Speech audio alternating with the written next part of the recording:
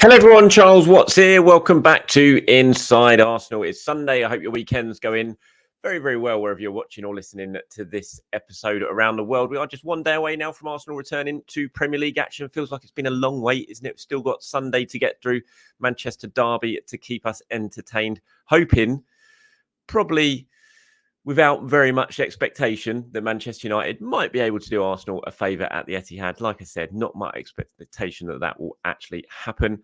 Nottingham Forest so close to doing Arsenal a favour yesterday against Liverpool, but then the referee and Nottingham Forest themselves managed to sort of combine and muck it up and give Liverpool 3 very valuable points for them in the title race. We'll talk about that a little bit later on in today's show. Got plenty to talk about. Got lots of questions and comments from you guys. Mikel Arteta has responded to Rio Ferdinand's comments that he would 100% leave leave Arsenal for Manchester United. When I say responded, he kind of skirted the issue and turned it around onto pundits as a whole and how we view pundits in this country and how we view what they say. But it was interesting nonetheless, I thought. So he spoke about that. He spoke about kind of the difference with Arsenal this season going into this game against Sheffield United. And he kind of compared it to the Southampton game, who at the time last season when Arsenal in that title run, the 3-3 draw when Arsenal went up against Southampton, who were right at the bottom of the table, and that 3-3 draw happened, and he's kind of compared where Arsenal are now to where they were then. So to look at that, and a few other things to talk about as well. So let's get started. We'll start with Mikel's reaction to what Rio Ferdinand had to say. Now, if you were kind of living under a rock and you hadn't noticed what Rio said last, a few weeks ago now, wasn't it? He kind of said it on his YouTube channel. Whether he actually meant it, I don't know, but he turned a bit sort of fan TV channel rather than serious football pundit for whatever reason, when he just clearly made up a load of rubbish that saying that Mikel Arteta would 100% leave Manchester United for Arsenal. Not going to happen. Obviously, it kind of felt like he was trying to wind up his mates or something like that. But it was just a ridiculous comment and just clearly not true. And Mikel was actually asked about it during his press conference on Thursday. It was part of the embargoed section, so you wouldn't have seen it on the live bit when it goes out on the cameras. It goes out sort of staggered after that. Cameras get turned off and we ask questions that it gets embargoed for later on. So it gives sort of fresh stuff for the newspapers to run in the build up to the game. So Sunday morning, Monday morning, there's new quotes coming out. And this came out last night, went out live at 10:30 and was in today's newspapers. And he was asked about Ferdinand's comments and whether he'd heard them and whether he agreed with them and whether they were true. And he said, no, I think it's part of our job that we are exposed to the media, to the pundits, and they have their opinions. The only thing is that we normally highlight the ones that are not very positive. So we highlight a lot of the time when they say great things. So we highlight a lot of the time when they say great things, make great comments and great points. These are the things said like in a really good way and with a vision of someone who has the experience. I think if we do this, it is much better. Sometimes, though, we focus too much on the negative views. And I thought they were quite interesting because he's right, really. I suppose when pundits say good things and when they do some good analysis, and it doesn't really become a story. It's just like, oh yeah, that was good. That was very, very detailed. But when they say anything bad or controversial or something that generates a big talking point, obviously then that gets turned into stories, and people like me, I suppose, sort of pick up on it and talk about it. And he is right. I suppose maybe we should focus on the good things that they say, but then I was thinking about it. We probably don't need to focus on the good things there because that is their job. When they do their job well and when they analyze things really, really well and they sort of refrain from becoming the story, which I think more and more these big TV pundits, and I'm not proper football pundits like Ferdinand, like Neville, like Carragher, players who've been in the game for years and years, really experienced players who got to the very, very top level, who are now the pundits. They're becoming the story more and more. And again, maybe that's people like my fault, and maybe it's the media's fault, and we give them too much credence what they say, and we give them too much publicity of what they say. But I go back to what happened in the cup final last weekend with Gary Neville's comments about Chelsea being the billion-pound bottlers, and it was just he made himself the story with that one comment, rather than the story suddenly being football and Liverpool and a trophy win and whatever. It suddenly felt like the story became Gary Neville and what he said. And that was what Pochettino was having to answer after the game. And that's what opinion pieces were being written on and what headlines were being made on. And just finding it more and more. And it was the same with what Ferdinand had to say about Arteta. It was so ridiculous that it was just clearly not right. And yet he still said it, and he still used his huge platform to say it. And I just thought it was really, really odd. And so as much as Arteta says here, maybe we should focus on the good things. In a way, I think he's right. But I also think they do need to be pulled up at times for just talking rubbish. And this was just clearly rubbish. So yeah, anyway, let me know what your thoughts on it are. I think it's a really interesting debate. Should we just totally ignore what they say, or because they are such big names and they do carry so much weight, that it's very, very hard to ignore what they say? And as I said, increasingly it feels like they are becoming the story, or trying to make themselves the story with these often kind of throwaway remarks, but remarks that carry an awful lot of weight, like what Ferdinand said and like what Gary Neville said about Chelsea in the cup final. So let me know your thoughts on it in the comments below. Mikel's also been talking a lot about, in the build-up to tomorrow's game, about he was asked about the young players in the team who've all signed new contracts. So Saka, Odegaard, Gabriel, Martinelli, all those sort of players, and what the sort of renewals mean and why the club was so keen to do it. And obviously that there's an easy answer to that because they're very good players and you want to keep your players. But I thought some of the responses to it were interesting, especially this one. He said, "We know with those players that their tummies are still very empty because they haven't won a lot and they want to improve. That's part of the reason why we wanted to renew, because we knew that it's something that could be motivating to them and it gives them reassurance. It's also an incentive to continue doing what they're doing. That's not going to stop them from being willing to be better and to improve because they are still so young and have so much to do." And this Arsenal team, it is hungry. And I think these players, when Mikel says their tummies are still empty, they haven't won anything and they want to win something, and they want to win something together and with this group at this club.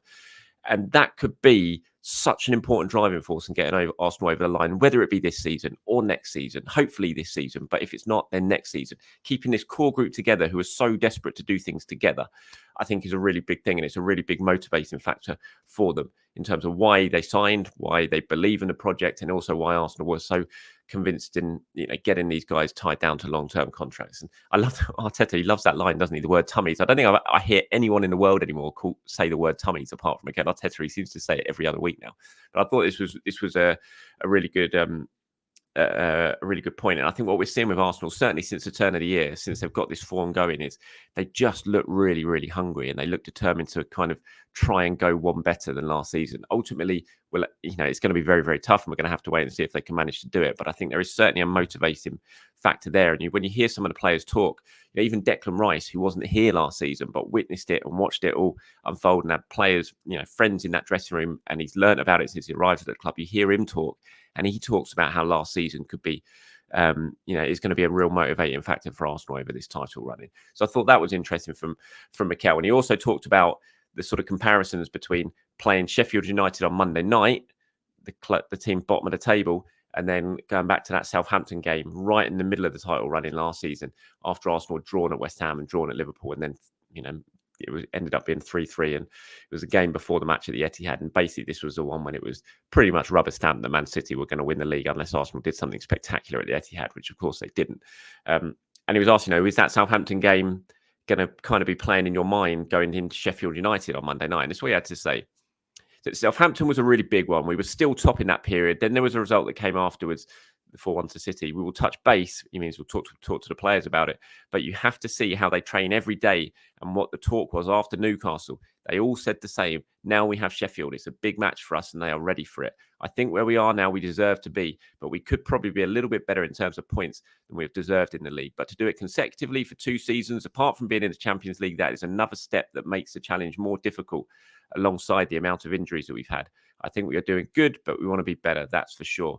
So, yeah, when he talks about, Arsenal have used previous experiences very, very well. I think this group of players have used it very well. I think Arteta has used it very, very well. Again, when I go back to the motivating factor in things, you look at previous bad results at places where Arsenal have then gone and avenged those bad results the following season, and how they've used them to really get themselves up for games. And I think they'll certainly sort of look back in the build-up to tomorrow night's game. Mikel and the coaching staff will point them back to this Southampton game. So you cannot take Sheffield United lightly. Yes, you should win. Yes, you're the better team. Yes, you're in good form. They are not. but this is a Premier League and anything can happen. And you'll point to what happened in that Southampton game, which I think all of us will be scarred for a very long time about what happened that night at the Etihad against Southampton last season. And Arsenal have to ensure they don't fall into a similar sort of trap when they go to Bramall Lane on Monday night. Right, quickly then, talking about what happened last night, yesterday at the City Ground. Obviously, Liverpool getting that late win, 99th minute goal from Darwin Núñez. As soon as I saw 8 minutes of injury time, I knew what was going to happen. I was sitting around my dinner table, eating dinner with my kids and my wife, scrolling on my phone, just waiting, just refreshing Twitter, just waiting to see full time, 0-0. And I said about a minute beforehand, I said, Liverpool going to score. They're definitely going to score. I know it's going to happen. And then it did. And I shouted, and I actually genuinely scared my son. He was like, "You scared me," because I shouted. I was like, "No."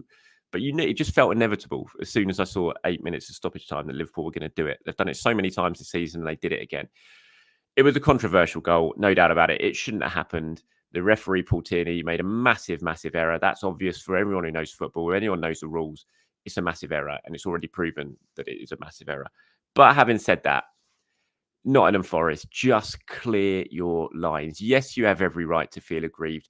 This drop ball should have gone to you. That would have meant that the goal would never happen. The ball would have been down the other end of the pitch. You could have possibly got something out of it, maybe a corner for yourselves rather than suddenly having to be defending a corner a few seconds later. But having said that, the ball bounces around in your penalty area. In the 99th minute, you got a 0-0 draw to protect against the top of the table team.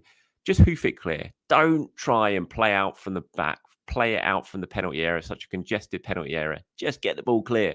They didn't, and then we all know what happened. To be fair to Liverpool, it was brilliant after that. It was a brilliant assist from McAllister. It was a brilliant header from Núñez, and it was 3 massive points for them. But from an Arsenal point of view, from a Manchester City point of view, you look at that goal and it is so frustrating. But it is the Premier League. It is never over until it's over. We see so many late goals scored now in the Premier League. Arsenal have done it. Liverpool have done it. Spurs did it again yesterday. Aston Villa did it again yesterday. It just continues to happen. You look at the league table now. Liverpool have a 4-point lead over Man City, 5 over Arsenal. Obviously, City and Arsenal still to play this weekend, so we'll see how those results go. But Liverpool marching on, and it's going to go right to the wire. We're going to have these ups and downs. We're going to have these dramatic moments. It's going to happen. It's just about who holds their nerves and who makes sure they do not have the slip-ups that I think all the other teams involved in this title race are hoping for. And for a long time yesterday, it felt like Liverpool were going to do that and we're going to have one of those slip-ups. But not to be. They got the points. Quickly, a couple of little bits of news before we move on to your questions and comments. Brazil have announced their squad for the upcoming international break. Gabriel Martinelli's in it. Gabriel Magalhães is in it, but no Gabriel Jesus. He has been left out. Whether it remains the same, we'll have to wait and see, because I see Richarlison has been called up there in the squad, but Richarlison's obviously injured, so I don't know if that's going to change things or not, and Jesus might get a late call up. We'll see. The games are against England at Wembley and then against Spain as well. So no massive trips over to South America for Brazil this time, but they do have that game against Spain, which I've mentioned a couple of times now with Rodri to come through. So hopefully they can. But yeah, no Gabriel Jesus, which I think is a good thing for Arsenal. Obviously, he's not played yet since his injury. I'm sure he probably will tomorrow night, whether that be from the start or from the substitutes bench. We'll have to wait and see. But I think it's a good thing for Arsenal and Jesus. You can keep him here. You can continue to work on him. And then hopefully he should be fully fit and ready to go for the match at the Etihad immediately after the international break. And another sellout for the Arsenal women today in the North London derby against Spurs. 12:30 p.m. kickoff today. Second successive sellout at the Emirates. Unbelievable. Just fantastic support following on from the game against Chelsea last time out. It is live on the BBC. If you didn't manage to get a ticket, which obviously a lot of people probably didn't because they've all gone so quickly and all sold out, you will be able to watch it live on BBC today. So good luck to Arsenal women in the North London derby. Fantastic once again. Arsenal leading the way when it comes to support in the WSL. Brilliant to see.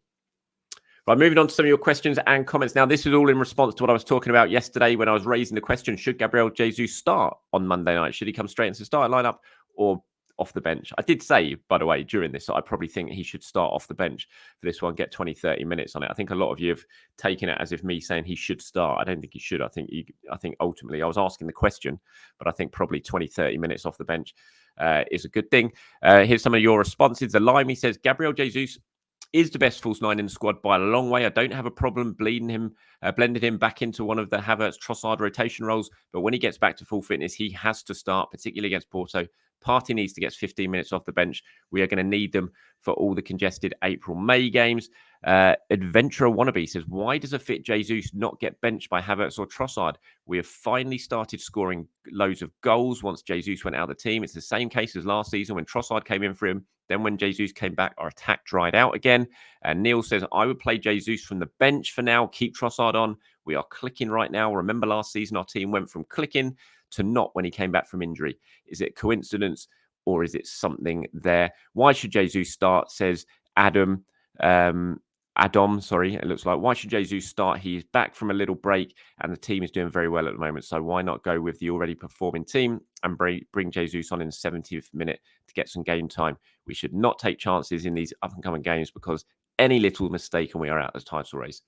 Jesus must fight for his spot as any other player. Look, I agree. I absolutely agree. One thing I will bring up, though, when you're saying, obviously, it didn't, when he came into the side last season, maybe it did impact Arsenal a little bit. They were playing well. Suddenly he came back into the side and the results went against Arsenal. But I think in those games that they went against Arsenal, they still scored plenty of goals. They scored 2 against West Ham. They scored 2 at Liverpool. Jesus scored in both of those games. They scored 3 against Southampton. The problem was they were conceding goals in those games. They conceded, obviously, 2 at West Ham, 2 at Liverpool, 3 against Southampton. So although you can point to Jesus' return and the timing of it, I also think the biggest difference was, and the biggest thing that cost Arsenal in those games was defensively. They weren't keeping goals out. And had they done that, they would have won those games pretty comfortably because they scored enough goals to win those games. Lorca Music says, why is no one talking about Ollie Watkins as a potential number 9 option in the summer? He's clinical and seems exactly the type of player we need to convert the type of chances we create. 2 more goals for Ollie Watkins yesterday. Brilliant goals as well. Great finishes against Luton in that very late win that looked like Villa had thrown away 2 points, but they got it right at the end with Lucas Digne scoring that goal in the 89th minute. Yeah, look, Watkins, fantastic player, having an amazing season, only comparable to Erling Haaland really in his numbers this year in terms of goals and assists and goal contributions. He's over the 20 goal mark already. Why is no one talking about him? I think just because it would be such a hard deal to do. It would be so expensive. It'd be Premier League club to Premier League club. It would be Premier League club with a lot of money in Aston Villa, and they've got owners who are backing them and have got plenty of money. He signed a new contract relatively recently. He's an England international. Villa might be in the Champions League next season. It would take a mammoth bid, I would imagine, for Villa to even consider parting ways with Ollie Watkins, given the trajectory the club is on. So I just think it's an impossible one to really do. I mean, what would Villa take for Ollie Watkins, who's getting on a bit now in terms of age as well? He's not 22. You're probably looking about 150 million. I don't think there's any way they would accept 100 million pounds. So you're probably looking at 150 million for Ollie Watkins. Would Arsenal do that? I just don't think so. So I think that's why no one's talking about it, because no one really thinks it's a viable option. I mean, he's a massive Arsenal fan, so that would be good. He's mentioned before it'd be his dream to play for Arsenal, but I just don't see it happening. Mohammed here says, hey Charles, I've asked this question a few times, would appreciate if you could answer it. By the way, love your daily show, mate. Thank you. Could Arsenal upgrade the stadium to 70 to 80,000, or would we have to move for us to increase the capacity? It just feels like the Emirates is too small for us as a club, so I can never get tickets and only ever won the ballot once all season. No, as far as I'm aware, there is no, it was a big thing about when Arsenal built the Emirates, it was agreed with Islington Council at the time. It was never going to be able to go above 60,000. I think the roof makes it almost impossible anyway, even if they wanted to. And there are, rules and regulations stopping it happening. I think 60,000 has always been the number, and there would be no plans. It would be virtually impossible. I think if they wanted to expand and make it bigger, they'd basically have to move, which is not going to happen because it's less than 20 years old right now. So I think it's 60,000 to stay, unfortunately, Mohammed. Jay Melton says, Charles, are you not worried about White's minutes having carried an injury already this season? Tough one. No, I'm not overly, because he just looks so fit and healthy now and he's playing so well. And also Timber and Tomiyasu are both coming back and won't be too far away. So I think Arsenal are suddenly going to have a lot more options to be able to place Ben White if needed in games and give him a breather if needed over the run-in. So no, he's such a durable player. Even when he was injured, he was still playing over and over again. But right now he just looks really fit and healthy. So no, I have to say I'd be more worried if it didn't look like Timber and Tomiyasu were coming back relatively soon. But no, I have to say at the moment, of all my worries about the Arsenal squad, Ben White's probably not towards the top of those list of worries. The Onyx Lens here says, Charles, does Arteta come out and watch the Arsenal small-sided games that the subs take part in? What coaches take them through the warm-down session? Does Arteta gain insight from those games as to who is ready to come into the team?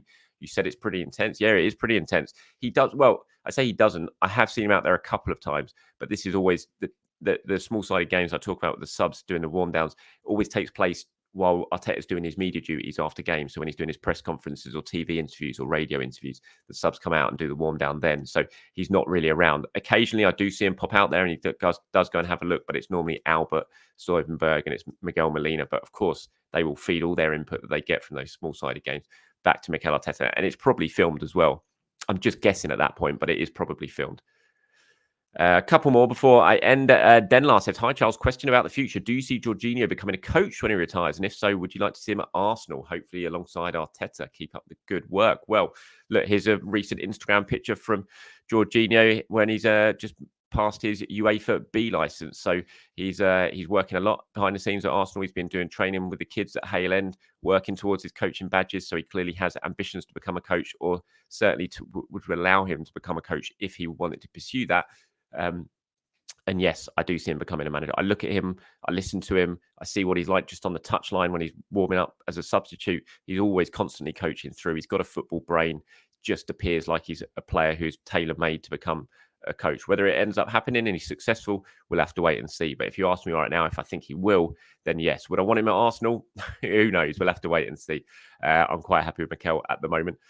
And Blake says, hi, Charles, in regards to your child's ninja class, what on earth is a ninja class? So this was in response to me yesterday saying I was rushing out during the day to take my kid to a ninja class. It is, I don't know, you've seen the TV program Ninja Warrior, you know, when they do all those assault courses sort of stuff and swinging around and jumping around and that sort of stuff. It's basically that for kids.